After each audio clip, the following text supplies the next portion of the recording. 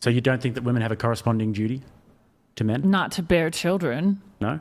No. So men have a duty to uphold society in terms of the infrastructure, but women don't have a duty to have children to make sure that society continues to live, or that we continue to live. I think women should be nurturing, and I think that I don't think that their only duty is to have children, or that's like their main duty. And if you want to say then the men like can stop doing the electricity, then I guess.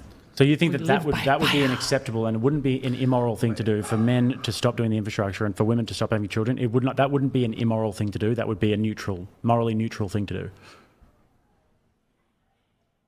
I mean, I'm not gonna force something on someone that I wouldn't want to be forced on me. So yeah. This is the problem with liberalism. It's such a good. There's so many good examples of this, and this is actually why I really like coming on this podcast, because a lot of people will like criticize this podcast and they'll say, "Oh, you guys are just talking to uneducated people." But I think that generally speaking, it's kind of a pretty accurate cross section of the population. Like all the women here at the table today, I think if you put them in a pile, you'd be like, it's reasonably average in terms of all the walks of life that you're from.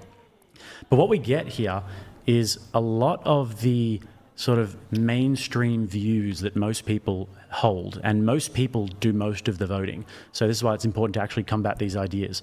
And this is what you're espousing right now is just typical sort of liberalism.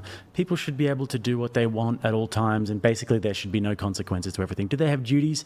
Not really. If people don't have kids anymore, we just all die out as a population, that's fine, because we want the women's feelings to not be hurt.